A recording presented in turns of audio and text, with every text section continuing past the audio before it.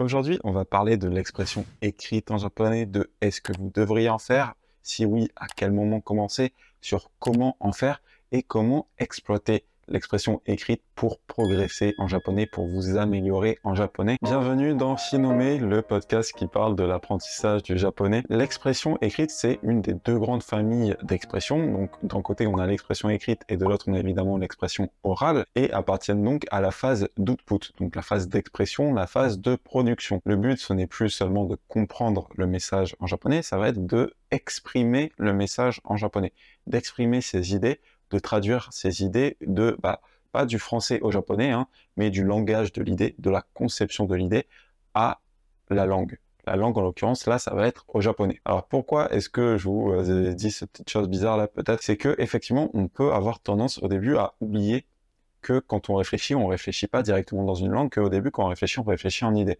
Si vous parlez français, en fait, ça vous vient très certainement très naturellement, mais ce que vous imaginez dans votre tête, ce ne sont pas directement les mots. Vous imaginez des idées que vous traduisez ensuite en mots. Eh bien, quand on va vouloir faire l'expression en japonais, il faut atteindre le même niveau. C'est-à-dire qu'il ne faut pas réfléchir à des idées, les traduire entre guillemets en français et ensuite utiliser ces idées françaises pour les traduire en japonais.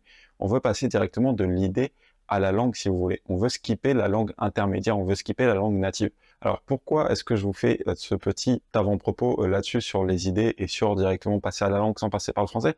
C'est parce qu'on peut avoir un petit peu tendance au début de l'apprentissage à se dire tu sais quoi, je veux parler telle langue, je veux parler japonais, donc ce que je vais faire c'est que je vais prendre un texte français et je vais chercher à le traduire. Moi c'est pas ce que je vous conseille de faire pour travailler votre expression. L'expression, voilà, moi je vous invite dès le début à l'avoir comme un exercice vraiment de production. Donc ici, voilà, je vais me concentrer vraiment sur un exercice qu'on va appeler de production. Vraiment, ce n'est pas la traduction, finalement la traduction de texte c'est en soi un autre exercice.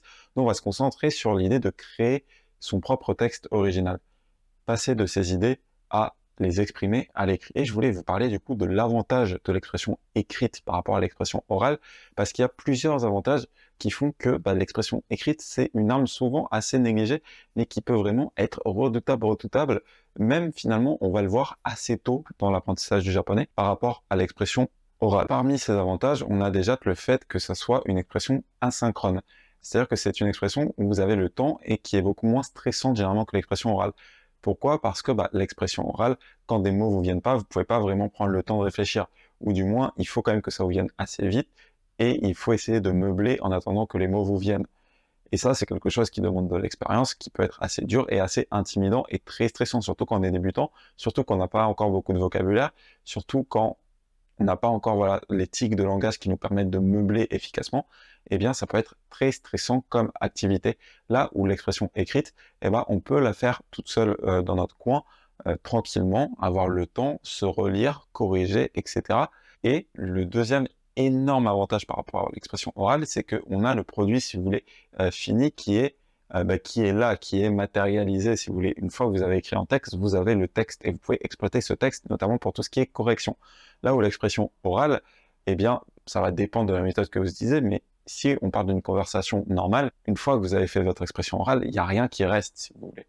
Vous avez parlé, une fois que vous avez parlé, c'est fini. Alors, il y a des moyens de s'enregistrer, de voir des enregistrements, etc., mais c'est déjà plus complexe. Là où l'écriture, le média en soi, fait qu'il y a une trace qui reste après.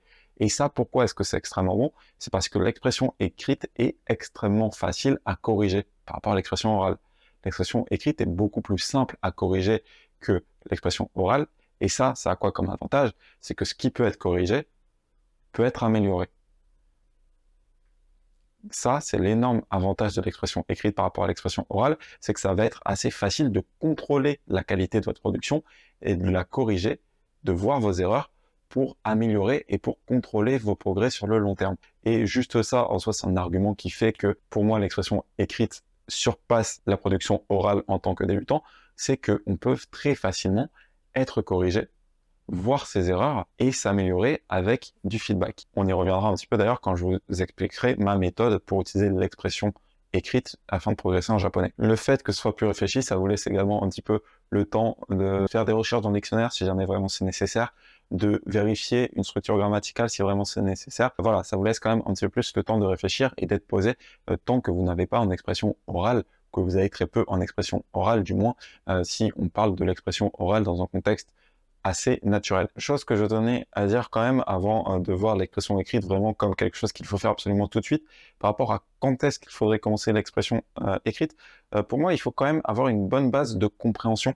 Alors, de compréhension écrite en l'occurrence, mais de compréhension de manière générale de la langue avant de chercher à faire de l'expression. Ça, c'est quelque chose qui est très souvent dit par Refold et sur lequel moi j'adhère, qui est que l'output, du moins l'output de manière très sérieuse et de manière voilà, assez intense, on va dire, c'est quelque chose qui n'est pas nécessaire dans les stades assez avancés de l'apprentissage, dans les stades, on va dire, débutants de l'apprentissage. Pourquoi? Parce que pour diverses raisons que je vais expliquer derrière, il faut avoir pas mal d'expérience et de connaissances afin de pouvoir évaluer votre propre output et tout simplement pour pouvoir output dans un premier temps. C'est-à-dire que c'est impossible d'output des choses que vous n'avez jamais input auparavant.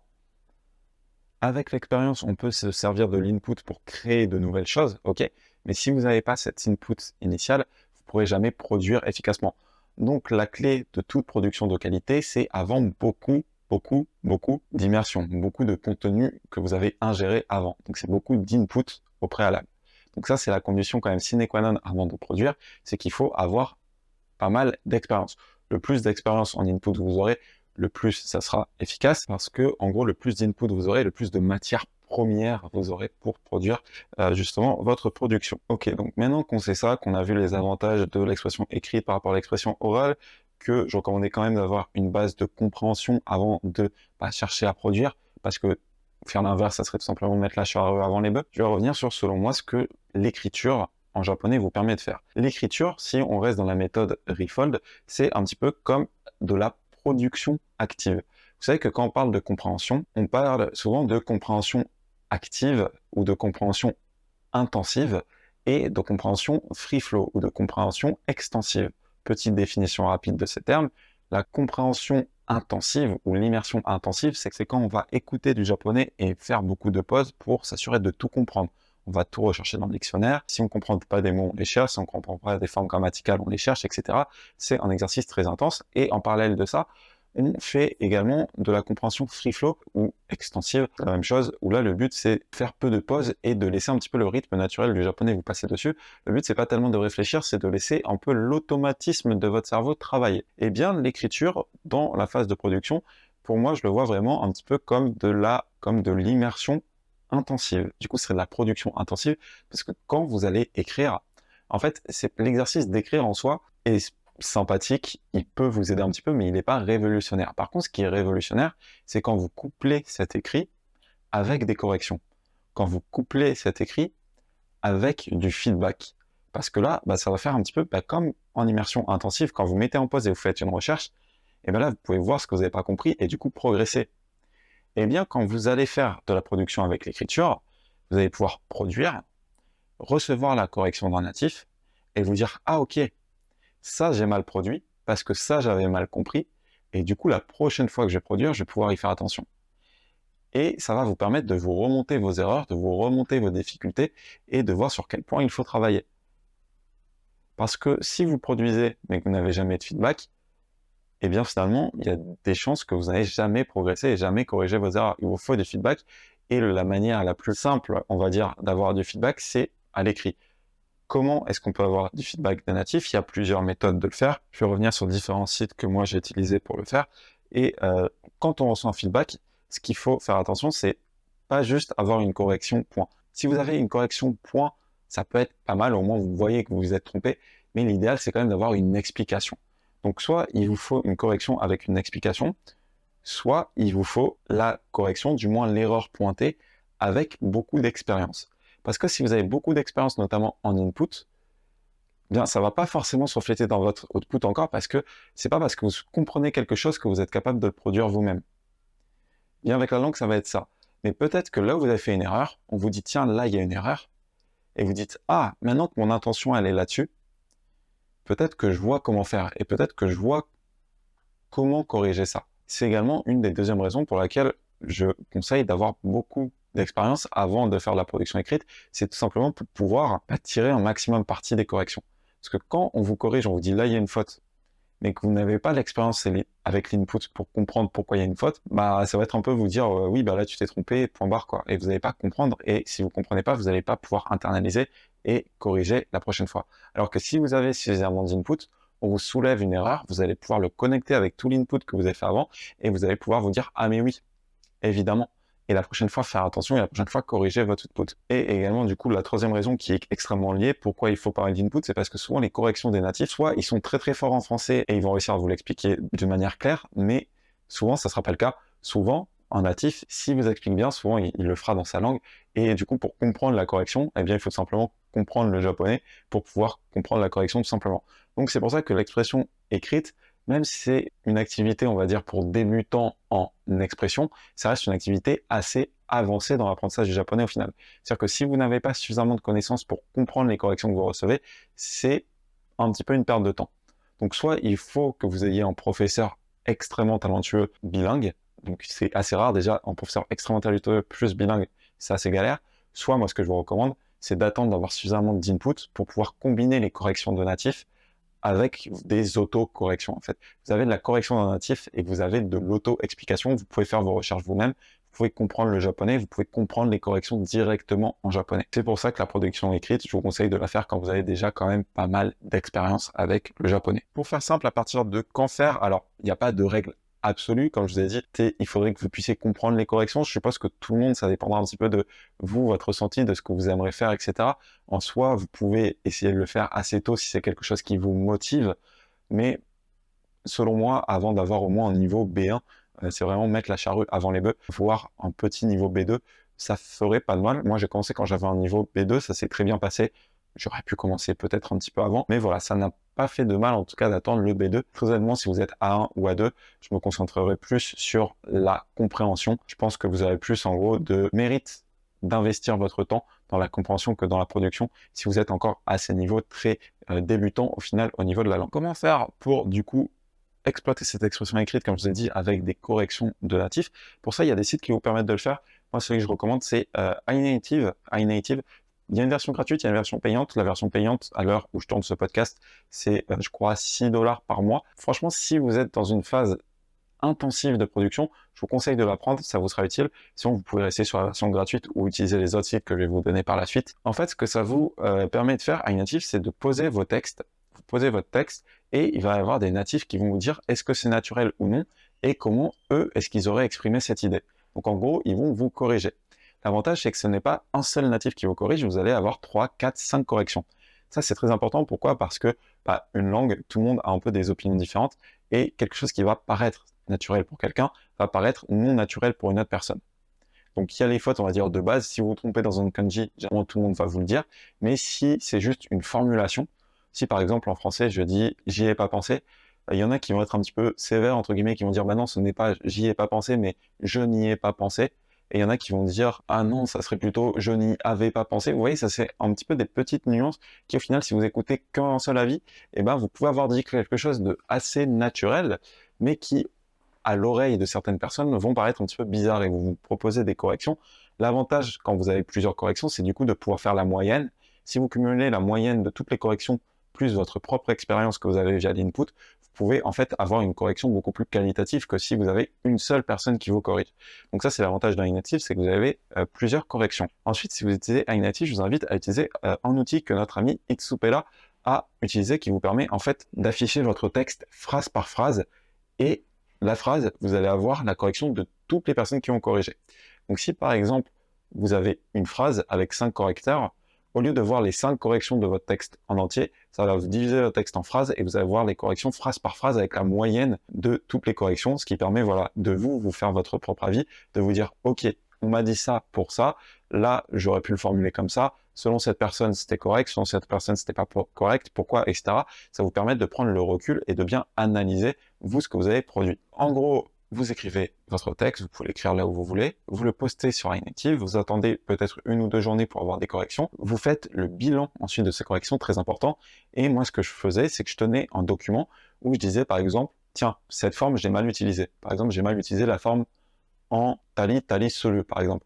Je me dis, je pensais que ça c'était comme ça, mais un natif m'a dit que non, dans cette situation, c'était pas naturel, pourquoi? Et en prenant le temps de vous faire cette réflexion, de pourquoi est-ce que c'est pas naturel, eh bien, vous allez pouvoir vous corriger la prochaine fois. Du coup, c'est assez important de vous faire un petit bilan à chaque fois. Quand vous posez un texte, c'est pas le fait de l'avoir écrit, ça va peut-être vous aider un petit peu à voir du vocabulaire, ce genre de choses. Mais le plus important, c'est pas tellement d'écrire le texte. Le plus important, c'est d'avoir la correction et de comprendre qu'est-ce qui ne va pas dans votre texte. C'est là où vous allez pouvoir faire le plus de progrès en japonais, le plus de progrès en expression en japonais. Bien sûr, c'est une chose que les mots vous viennent à une vitesse naturelle et rapide. Ça se viendra évidemment à force de produire beaucoup, beaucoup, beaucoup, beaucoup. Mais si vous voulez produire beaucoup et correctement, très important de regarder les corrections qu'on vous propose et d'améliorer à chaque fois vos productions comme ça en vous appuyant sur les corrections passées. Les autres outils que vous pouvez utiliser, alors il y a HelloTalk, moi j'aime pas trop mais je sais qu'il y en a qui utilisent beaucoup parce que c'est gratuit, l'outil en soi est pas mal fait, c'est juste que moi j'ai pas trouvé des personnes de qualité dessus. Donc si vous trouvez un natif avec qui vous arrivez à bien échanger dessus, ça peut être une bonne plateforme. Je vous la laisse quand même dans les notes de ce podcast pour ceux qui veulent aller voir un petit peu plus loin dedans. Je sais que c'est un outil qui plaît à beaucoup de personnes. Mon avis personnellement, c'est que j'aime pas, mais je vous invite quand même à tester, à vous forger votre propre avis dessus. L'autre moyen, ça serait de trouver des Discord en japonais. Pareil, je vous laisse quelques liens qui citent des Discord en japonais. Moi, j'ai jamais utilisé, donc je pourrais pas trop vous conseiller là-dessus, mais voilà, Discord peut être une bonne ressource pour trouver des partenaires d'échange gratuitement. Moi, celui que j'ai utilisé, voilà, c'était iNative. Certes, vous payez un petit peu, mais c'est de qualité et franchement, c'est ce que je vous recommande si vous pouvez investir, voilà, 5-6 dollars par mois, que vous êtes à fond dans la production écrite. C'est vraiment un outil que je vous recommande.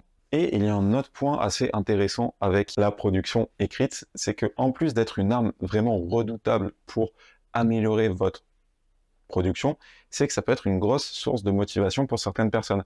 C'est vrai qu'il y a des personnes qui apprennent une langue vraiment pour, avant tout, discuter dans cette langue. Si vous faites partie de ces personnes généralement un petit peu extraverties, de ces personnes qui veulent communiquer dans la langue, c'est-à-dire qui n'utilisent pas seulement la langue pour la comprendre, moi c'est vrai que j'ai une nature où mon but premier, c'était de comprendre la langue, si vous voulez. C'était vraiment de comprendre les médias avec lesquels je m'exposais. C'était ça qui me motivait.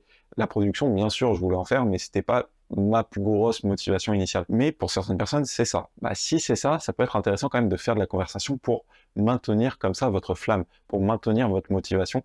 Ça peut être pas mal du coup de trouver là, peut-être pas via iNative, mais plus des applications de chat, de trouver des correspondants japonais avec qui vous avez des échanges réguliers parce que ça peut vraiment vous servir de motivation extrêmement puissante pour continuer à apprendre la langue. Quand vous parlez avec des natifs et que vous dites bah, il faut que je m'améliore pour pouvoir mieux parler avec cette personne, ça peut vraiment être très efficace. Ce qui se passera également à ce moment-là, c'est que ça peut devenir une bonne source d'input pour les personnes assez extraverties. C'est-à-dire que les personnes qui aiment bien discuter, eh bien, plutôt que de vous servir d'un animé ou que d'un web novel ou d'une light novel, par exemple, comme source d'input, vous pouvez utiliser vos conversations comme source d'input. C'est-à-dire que si vous passez, j'en sais rien, par Line, par exemple, eh bien, vous pouvez faire des recherches sur le Line qu'on vous envoie, sur les messages qu'on vous envoie ou sur Discord, créer des cartes Anki à partir des messages qu'on vous envoie, etc. Finalement, ça reste une très bonne source d'immersion, notamment pour les personnes un petit peu extraverties qui veulent communiquer avec des gens. Je vous invite à vous pencher du coup du côté des conversations. Ça peut être pas mal des conversations écrites. L'avantage de la conversation écrite par rapport à la conversation orale, c'est que vous pouvez faire des recherches, c'est que vous pouvez vérifier les points de grammaire que vous comprenez pas, c'est que vous pouvez créer des cartes Anki, etc.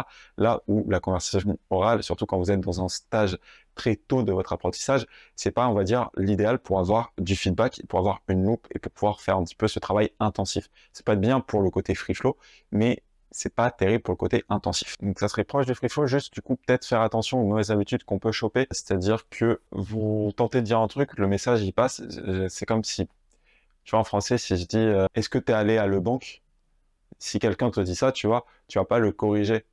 Enfin, ça dépend qui te le dit, ça dépend de ta nature. Mais moi, je sais que je vais pas, si un étranger me dit t'es allé à Le Banque, de base, je vais pas le corriger, sauf s'il me le demande explicitement. Pourquoi? Parce que même si c'est faux, que c'est aller à la banque, j'ai quand même compris le message et du coup, je vais pas forcément le corriger. Et ce qui se passe dans ces cas-là, c'est que ça peut créer des mauvaises boucles. Ça va dépendre de vos objectifs. Si vous, ça vous dérange pas de faire des erreurs en japonais, bien sûr, en soi, c'est pas dramatique. Mais je pense que quand on apprend une langue, on essaye de l'apprendre bien. Et du coup, on veut éviter ce genre d'erreur. Quand vous discutez par SMS, gardez en tête que vos lecteurs ne vous corrigeront certainement pas, sauf s'ils ne comprennent vraiment pas ce que vous dites. Là, ils vont vous dire, attends, je comprends pas. Et là, ça va vous donner l'indice que bah, vous êtes trompé. Mais s'ils comprennent votre message, il y a des chances qu'ils vous corrigent pas. Faites juste attention à ça, notamment quand vous produisez via des SMS ou vous produisez sans que le feedback soit explicite, que vous pouvez faire des erreurs et ça peut s'ancrer un petit peu et vous pouvez choper des mauvaises habitudes. Donc, si vous faites comme ça beaucoup de conversations par SMS parce que vous aimez bien, je vous conseille quand même, en plus de faire de la conversation ou de l'écrit, corriger. Donc, soit vous trouvez quelqu'un qui veut bien vous corriger, soit voilà, vous passez en plus par Inactive. Donc, vous pouvez discuter avec vos potes sur Line ou sur Discord, et en plus, de temps en temps, passer par Inactive. À la limite, vous pouvez faire un copier-coller de votre conversation. Vous n'avez pas forcément besoin de réinventer la roue et de vous dire, tiens, là j'ai dit ça, j'ai dit ça, j'ai dit ça. Est-ce que vous pouvez me corriger s'il vous plaît? Là, vous avez les corrections et quand même, comme ça, vous pourrez quand même progresser. Donc, l'expression écrite, c'est un très bon moyen pour progresser en japonais. Pourquoi? Parce qu'on peut avoir du feedback, des corrections et du coup s'améliorer. C'est vraiment un outil que je vous invite à essayer dès que vous avez un peu d'expérience en japonais, dès que vous vous sentez à l'aise pour comprendre les explications qu'on vous donne en japonais. Moi, je vous recommande d'attendre le niveau au moins B1 ou B2 avant de le faire. Si vraiment vous en ressentez le besoin, vous pouvez l'essayer un petit peu plus tôt. Mais sachez que dans tous les cas, le plus vous aurez fait d'input avant, et le plus ça sera facile pour vous de vous plonger dans la production. Et que si vous vous sentez un petit peu bloqué en production, souvent, la clé, c'est plus d'input. Souvent, si vous cherchez à produire et vous allez dire ouais mais je connais pas ça, je connais pas ça, je connais pas ça, ça me vient pas, c'est juste que vous n'avez pas encore assez d'input. Donc voilà, vous pouvez toujours tester. Si vraiment vous voyez que vous galérez beaucoup, moi ce que je vous recommande de faire, c'est faire une petite pause de production pour vous reconcentrer sur la compréhension et réessayer dans 3 mois par exemple de produire. Et il y a des chances que ça se passe mieux à ce moment-là. Vous avez plus de ressources dans les notes de ce podcast. Tchuss.